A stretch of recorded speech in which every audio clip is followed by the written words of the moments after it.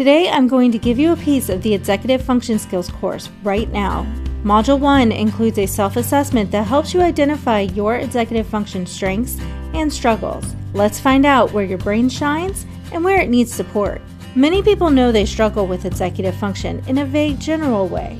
You may think, I'm distracted, I'm always late, or I can't focus. But vague awareness doesn't lead to change. Specific awareness does. The Executive Function Self-Assessment breaks executive function into 8 specific skills and asks you to honestly rate yourself on each one. When you're done, you don't just know you have executive function issues. You know that your working memory is a 2 out of 5, but your emotional regulation is a 4. That changes what you work on first.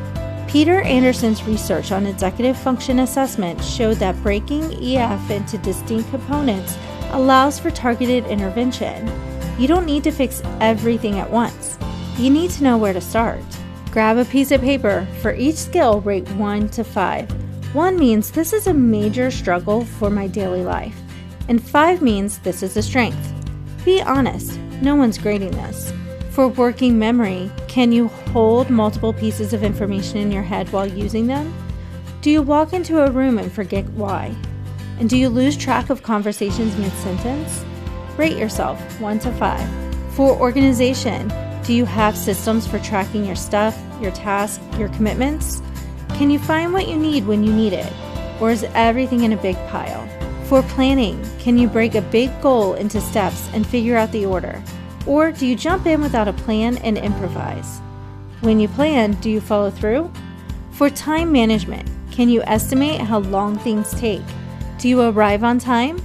Do you allocate your hours intentionally, or does the day just happen? For self-monitoring, do you notice when you're off track? Can you check your own work without being told?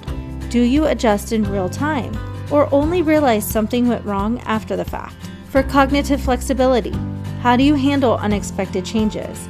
When plan A fails, can you shift to plan B without a meltdown? Can you see things from someone else's perspective easily? Inhibitory control. Can you stop yourself from doing the automatic thing? Do you interrupt people? Do you impulse buy, impulse eat, impulse text? Can you pause before reacting? And finally, emotional regulation. Can you experience strong emotions without being hijacked by them? When you're angry, frustrated, or anxious, can you function? Or does the emotion take the wheel? Now review your numbers. You should see a pattern, some highs, some lows. That is your EF profile. The skills you rated 1 or 2, those are your starting points, not your failures, your starting points. In the course, you'd begin with those skills and work through the module systematically. Understanding the skill, learn strategies specific to it, practice them in your daily life, and monitor whether they're working. The skills you rated 4 or 5, those are your strengths. And here's something most people miss. Your strengths can compensate for your weaknesses.